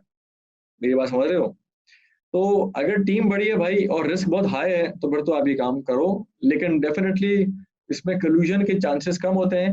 लेकिन पहले वाली सिचुएशन के अंदर जहाँ पे कैश कलेक्ट कर रहा है रिसेप्शनिस्ट और पोस्ट कर रहा है और रिव्यू कर रहा है clerk one, even that is a norm, ये जनरली होता है ऑर्गेनाइजेशंस के अंदर, इसमें कोई बहुत ज्यादा कंट्रोल वीकनेस नहीं है। मेरा ये जवाब होगा इसके ऊपर। एग्जामिनर तो यहाँ तक कहता है कि कॉम्प्लेक्सिटी लिख के बताते नहीं, क्यों नहीं? नहीं क्यों कॉम्प्लेक्सिटी है, समझा नहीं मैं, उसने थोड़ा सा बताओगे, एक्सप्लेन करोगे क्या बोल रहे हो? अच्छा, चलो। यार अपना Arshan, is that a justifiable answer? समझ में आई बात मैं क्या कह रहा था? लास्ट हमारे पास है write off uncollectable balances too. हाँ, cash is always a risky area, but definitely unit to see कि यार आप क्लर्क टू को किस लेवल पे एंगेज कर रहे हो। अच्छा, दूसरी बात और भी है, क्लर्क टू को भी अगर आपने एक और आर्गुमेंट दूं मैं आपको, क्लर्क टू को आपने इसके अंदर एंगेज कर दिया और फिर वो ऊपर, क्योंकि क्लर्क टू का एक और काम भी है कि उसने एक्चुअली थोड़े से ऊपर के लेवल पे जाके बात करनी है, कि भाई वो जो एग्जीक्यूशन के लेवल पे अगर वो रहेगा, यानी दरमियान में, तो वहां पे तो उसने फिर जब अपनी गलती निकालेगा कंट्रोल अकाउंट के अंदर, लेट सपोज, ठीक है, या फॉर एग्जांपल जब उसको वो मैच कर रहा होगा, तो वो अपनी गलती जो है वो आइडेंटिफाई करना उसके लिए मुश्किल हो जाएगा, बिकॉज वो खुद उसके अंदर इन्वॉल्व होगा। इसलिए शायद उसको भी पीछे रख के उसको रिव्यू के लेवल के ऊपर या रिकंसिलिएशन के लेवल के ऊपर आप उसको रखें। ये भी एक पर्सपेक्टिव होता है while giving assigning duties. But definitely if you have, लेकिन ये जनरली प्रैक्टिकली आपको नजर आता है इस तरह से होता हुआ, इसमें कोई यानी नॉर्मल सुपी आमतौर पे। राइट ऑफ अनकलेक्टेबल बैलेंसेस, ये भी रिसेप्शनिस्ट के पास जा रहे हैं, आप बताएं कि ये बात सही है या गलत है? किसके पास होना चाहिए भाई, clerk one clerk two? Shujaat कह रहे हैं भाई क्लर्क टू। यार शुजात कह रहे हैं क्लर्क टू, इसका मतलब क्या है? शुजात आप कौन से उसमें हैं? आप भी क्लर्क टू ही हैं? चलें, आप कह रहे हैं ये काम मैं कर लूंगा, ठीक है। और बाकी लोग बताएं जी, बाकी लोग बताएं, what do you think? MAW कह रहे हैं 1, उमर कह रहे हैं 2 करेगा भाई। बाकी लोग जरा सोचें, जरा सोच के बताएं मुझे क्या होगा। Why is everybody else not responding? बाकी लोग क्यों नहीं जवाब दे रहे भाई? रबिया कह रहे हैं 2। आप लोग साथ साथ सोच रहे हैं ना, मेरे मतलब ये सोचना, this thought process is basically the benefit. Suleman Zahid कह रहे हैं 2। क्लर्क टू सजेस्ट करे या रिकमेंड करे, मतलब वो खुद करे ना, राइट ऑफ ना करें। तो राइट ऑफ को कह रहे हैं आप क्लर्क टू के लेवल पे ना करें, यानी हसनैन भाई कह रहे हैं कि यार आप, सर ये काम आप इसको जो है ना वो राइट ऑफ करें, ये तो ये आप मुझ पर भी मत छोड़ें, वरना मुझे अपने आप पर जो है ना वो नहीं है, भरोसा नहीं है। अर्शान कह रहे हैं गैरेज मैनेजर। वैसे by the way, how many of you are working in industry accounting department, और इंडस्ट्री में जनरली काम कर रहे हैं अकाउंटिंग या ऑडिट में? कितने लोग काम कर रहे हैं इंडस्ट्री में? इंडस्ट्री, हाफिज अब्दुल मुईज इंडस्ट्री में काम चल, वेरी नाइस। हुसनैन भी इंडस्ट्री में, उमर फार्म में, सही है। चलें, अच्छा देखो भाई इसको ना, ये doing articles in industry, very nice Suleman, कहाँ पे काम कर रहे हो? HPL, wonderful. चलें, राइट ऑफ का जो काम है ना, ये it should not be done at clerk two, यानी देखें आपको जरा समझ आ रहा होगा जब इस तरह की, जब हमने ड्यूटी रीअसाइन कर रहे हैं ना, तो आपको लेवल समझ में आ रहे होंगे। एक लेवल होता है कि जो बेसिकली ट्रांजैक्शनल लेवल के ऊपर आप इन्वॉल्व हो रहे हैं, ट्रांजैक्शनल लेवल के ऊपर इन्वॉल्व हो रहे हैं, कैश ले रहे हैं, इन्वॉइसिंग कर रहे हैं, कैश ले रहे हैं, इन्वॉइसिंग कर रहे हैं, ठीक है। दूसरा है कि उसको फिर eight the and clerk one का जो काम बन रहा है वो ऐसा बन रहा है कि इवेंचुअली वो डेली बेसिस के ऊपर जो कैश रिसीव हुआ है उसको अग्री कर रहा है टोटल के साथ और उसको पोस्ट कर रहा है। इनवॉइसेस जो पोस्ट कर रहा है वो लेजर के अंदर, या जो चेक्स आते हैं वो जो पोस्ट कर रहा है वो क्लर्क वन कर रहा है। रिसेप्शनिस्ट का काम जो है ना वो बेसिकली कस्टमर की इनवॉइसिंग के ऊपर साइन करना है, कैश कलेक्ट करना है, चेक्स कलेक्ट करना है, ठीक है, ये सारे काम उसका है। और फिर बैंक स्टेटमेंट अगर हो रही है तो वो बैंक स्टेटमेंट, मंथली स्टेटमेंट जो है वो क्लर्क टू कर रहा है, वो उसके ऊपर लेवल हो गया, ठीक है। तो जो डेली ट्रांजेक्शनल लेवल की है कंट्रोल, वो बेसिकली डेली जो ट्रांजेक्शन लेवल का जो काम है वो कर रहा है रिसेप्शनिस्ट। फिर अगर लेट सपोज उसकी पोस्टिंग की बात हो रही है, पोस्टिंग वाला जो काम कर रहा है वो कर रहा है क्लर्क वन। या इस अंदाज से भी सोचें, जो कस्टडी ऑफ एसेट्स है, चेक्स या कैश, वो किसके पास है? वो है रिसेप्शनिस्ट के पास। जो रिकॉर्डिंग वाला काम है, जो पोस्टिंग वाला काम है, जो रिकॉर्डिंग वाला काम है, वो रखा हुआ है हमने क्लर्क वन के पास। और जो क्लर्क टू है उसके ऊपर, उससे ऊपर का काम है, यानी वो रिव्यू, रिकनसाइल या इस तरह का जो काम है ना, वो आ रहा है क्लर्क टू के लेवल के ऊपर। अच्छा, अब ये जो काम है ना, ये क्लर्क टू से भी ऊपर का काम है। सर सोचे एक लम्हे के लिए, क्योंकि ये आप रिव्यू नहीं कर रहे, ये आप रिकनसाइल नहीं कर रहे, या बेसिकली आप मंथली स्टेटमेंट्स को आप रिकनसाइल नहीं कर रहे, या बैलेंसेस का काम, ये आप क्लर्क टू से भी एक लेवल ऊपर की कहानी है। यहाँ पे अप्रूवल हो रही है बेसिकली ऑफ अ ट्रांजैक्शन। सो अगर नीचे दरमियान में कोई इस तरह की कोल्यूजन भी होती है तो फिर ये जो राइट ऑफ का जो डिसीजन है, अच्छा फिर सिग्निफिकेंस भी बड़ी इंपॉर्टेंट है। So clerk two can possibly, because clerk two का काम है कि वो चेज करे ओवरड्यू, फिर वो क्रेडिट अकाउंट कस्टमर्स और फॉलो अप करे ओवरड्यू। हमने यहाँ पे हमने किया ना, मंथली स्टेटमेंट्स को वो मंथली स्टेटमेंट्स को करेगा, फिर वो फॉलो अप करेगा। अगर ये काम अगर क्लर्क टू का है, तो ये क्लर्क टू को पता लग रहा होगा कि कौन सा रिसीवेबल जो है ना वो देने वाला पैसे और कौन सा रिसीवेबल पैसे देने वाला नहीं है, ठीक है। तो क्लर्क टू कैन सजेस्ट या रिकमेंड कह लें, सजेस्ट कह लें, रिकमेंड करना तो बुरी बात होती है for for a bad debt, तो can suggest and garage manager, ये काम फिर मैं अपने जिम्मे लूंगा टू टू, ये काम फिर। सो ये अंडरस्टैंडिंग के पर्सपेक्टिव से अगर आप देखो ना, तो सेग्रीगेशन ऑफ ड्यूटीज में एसेट, कस्टडी ऑफ एसेट भाई गैरेज मैनेजर के पास नहीं है, custody of asset clerk two के पास नहीं है, custody of asset clerk one के पास भी नहीं है, कस्टडी ऑफ एसेट सिर्फ रिसेप्शनिस्ट के पास है। इस अंदाज में जरा सोचो, समझ में आ रही है मेरी बात? ये एक्चुअली एक्सप्लेनेशन आपको समझ में आई होगी। फिर राइट ऑफ भी अगर वो करता है तो भाई इसमें क्या मसला आएगा, इसमें जो रिस्क आएगा वो क्या आएगा, जरा मुझे बताएं। Risk of, please draft risk for me, जरा बताइए क्या रिस्क आएगा इसके अंदर। व्हाट रिस्क क्या होगा इसके अंदर? लास्ट पॉइंट है ये, risk of collection of money and then declaring it back bad debt. Very nice, good way to explain this, ठीक है जी। ये हमने risk of writing off debts while concealing the receipts, payments received, थोड़ा सा आपने कुछ भी कर दिया, payments received thereof, ठीक है जी। तो ये आपको पैसे मिल गए। अब देखिए यहाँ पे आके ये बात हमारी समझ में आती है। इसके अलावा इधर यहाँ पे आके मेरे ख्याल में सवाल अगर हम देखें तो हम अपने सवाल के इसमें आ जाते हैं। कैश रिसीट्स के केस में क्या होता है जी? Open the mail, extract check from credit accounts and record them in cash receipts. इसको किसको देंगे जी? रिसेप्शनिस्ट को देंगे या किसी और को देंगे? अच्छा खासा वर्कलोड तो हमने निकाल दिया रिसेप्शनिस्ट के पास से यार। Open the mail, extract cheques from the credit account customers, record them in the cash receipt book and post the accounts receivable general ledger. क्या करेंगे, इसको डालेंगे हमने Receptionist with the presence of clerk 1. All right, very nice. Looks like you have worked in industry. ठीक है जी. So no more responses coming. तो ma'am यहाँ पे हमारे पास this should be done with by receptionist because ये उसका काम होना चाहिए. But of course in the presence of clerk 1. So I will. So ये काम क्योंकि primarily receptionist को करना चाहिए तो इसलिए मैं इसको यहाँ पे change नहीं कर रहा हूँ.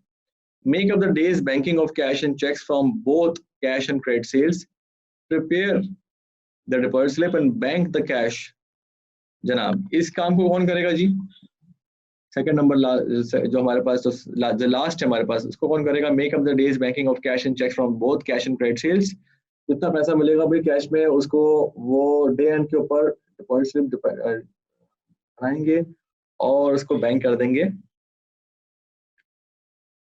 ये काम कौन करेगा? ये काम क्लर्क 2 करेगा. क्लर्क 2 सीनियर बंदा है यार. क्लर्क 1 यानी इसमें क्या होगा, वो पैसे लेके जाएगा और जाके वो जमा करा देगा. अच्छा इस काम को करने के लिए ना दो ये काम दोनों लोग कर सकते हैं. नहीं रिसेप्शनिस्ट भी करे तो मसला नहीं है और क्लर्क 1 भी करे तो भी मसला नहीं है. यानी क्लर्क 1 भी कर सकता है ये काम और क्लर्क 2. मैं बता रहा हूँ प्रैक्टिकली अगर लेट सपोज कोई सिस्टम डिजाइन कर रहे हो तो इसके अंदर कोई मसला नहीं है, इसके अंदर कोई इशू नहीं है. बिकॉज जो रिसेप्शनिस्ट है उसकी पोस्टिंग रिसेप्शनिस्ट खुद नहीं कर रहा, हमारे प्रपोज सिस्टम की बेसिस के ऊपर. तो रिसेप्शनिस्ट भी कर सकता है कि वो पूरे दिन की जो हमारी उसने जो बनाई है कैश, उस कैश को बनाए डिपॉजिट स्लिप और डिपॉजिट स्लिप जाके वो जमा करा दे बैंक के अंदर जाके. तो वो कोई I think receptionist can also do it. So in my view receptionist can do it as well as clerk 1. But clerk 1 को सिर्फ इसलिए बुनियाद पे दिया जाएगा ना सेग्रीगेशन ऑफ ड्यूटीज की बेसिस के ऊपर नहीं, वर्कलोड की बेसिस के ऊपर आप दे सकते हैं. ठीक है. तो अगर हम एसओडी की बात करें जो कि यहाँ पे पूछा गया सवाल, तो एसओडी के पर्सपेक्टिव से this is completely fine. Receptionist can do it as long as posting वो खुद ना कर रहा हो जिसको हमने अलग कर दिया है रिसेप्शनिस्ट से. क्लियर है पॉइंट? तो यहाँ पे रिसेप्शनिस्ट का करना will not be a problem as long as posting वो नहीं कर रहा. तो यहाँ पे आ गया पॉइंट और इसके साथ ही हमने क्लोज कर दिया. नाउ द पॉइंट नंबर 2 इसको क्विकली हम कर लेते हैं जरा मिलके. Identify other control procedures you would consider necessary to ensure the completeness of recorded receipts and account receivables. और क्या काम करने चाहिए जो काम यहाँ पे नहीं आ रहे हैं? Other control procedures, what do you think? Other control procedures क्या होने चाहिए बताइए जी. Anybody you can tell me. Is there bank reconciliation happening? तो बैंक रिकॉन होनी चाहिए नहीं होनी चाहिए? हाँ बैंक रिकॉन होनी चाहिए. तो कौन करेगा बैंक रिकॉन? क्लर्क 1, 2 या फिर रिसेप्शनिस्ट? तो पहले तो मैंने आपको बता दिया. और उसको मंथली बेसिस पे होना चाहिए. क्लर्क 1 करेगा भाई बैंक रिकॉन. हाफिज अब्दुल मुइज रिसेप्शनिस्ट ने फौरन से जो है ना अपने ऊपर से निकाली. तो क्लर्क 1 कैन डू इट. बिल्कुल सही है. अच्छा इसके अलावा बताओ क्या कंट्रोल होना चाहिए? इसके अलावा do you think there could be a control? Daily cash count by clerk 1. तो वो तो डेली पोस्ट कर रहा है, कैश काउंट भी करेगा तो वो पोस्ट भी करेगा. तो जब वो पोस्टिंग कर रहा है तो वो तो ऑलरेडी हो रहा है शुरू में. आशान जब वो डेली एग्री कर रहा है इनवॉइसेस के साथ कैश को तो डेली कैश काउंट कर रहा है, तभी तो वो पोस्ट कर रहा है. और क्या होना चाहिए भाई? अगर आप में से कोई गैरेज मैनेजर हो तो मुझे बताओ किस तरह के कंट्रोल्स मजीद होने चाहिए इसके अंदर. आपका बिजनेस है, कस्टमर रिकंसिलेशन, किस तरह की रिकंसिलेशन है? कस्टमर के स्टेटमेंट के साथ कस्टमर रिकंसिलेशन है तो वो तो काम हो रहा है अभी. फर्दर कंट्रोल प्रोसीजर्स कौन से लगेंगे? हसनैन आपने एक बताया था it should be done in the presence of clerk 1. तो जो ओपनिंग ऑफ मेल है इसको आप एक अलग से कंट्रोल कर सकते हैं. तो opening of male should be done in the presence of clerk 1. तो ये मैं कंट्रोल आपको ऐड कर देता हूँ जो आपने ऑलरेडी बताया था. इसके अलावा देखें कस्टमर्स की जो एजिंग है उसके ऊपर कोई नजर नहीं डाल रहा. अगर ageing customers ageing should be reviewed by garage manager. ये काम होना चाहिए, ये काम होना चाहिए. इसके अलावा क्या काम होना चाहिए?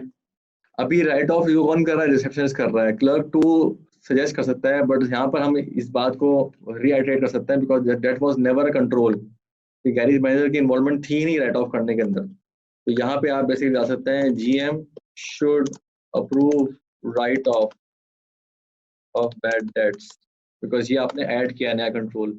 इसके अलावा जो क्लर्क 2 काम कर रहा है उन कामों को किसी न किसी लेवल पे रिव्यू या अप्रूव करना चाहिए, नहीं करना चाहिए। हमने सोचो जरा, कोई काम ऐसा है जो क्लर्क 2 कर रहा है, इसको रिव्यू या अप्रूव होना चाहिए। Review of customer reconciliation and customer reconciliation को जो है ना वो for example reconciliation of control and receivable balance should be reviewed by GM। तो ये कुछ 4-5 कंट्रोल्स आपके हो सकते हैं जो कि आप इसमें ऐड कर सकते हैं।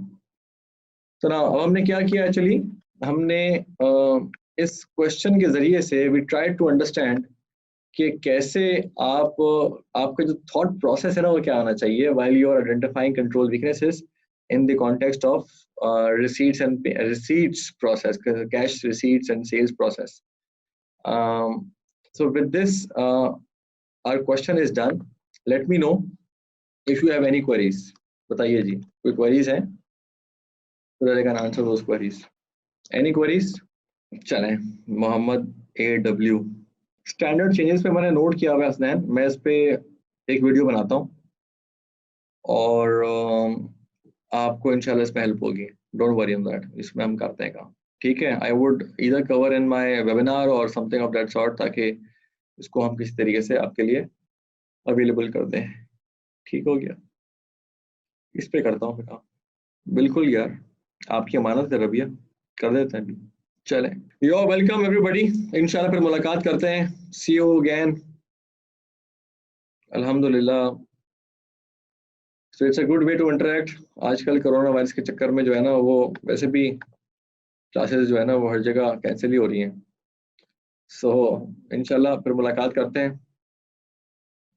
See you again, take care, bye bye. You can always ask me questions on WhatsApp, so please do if you have any, and please cover कर रहे हैं भाई अपने एरियाज। आप लोग पीछे चल रहे हैं थोड़े से।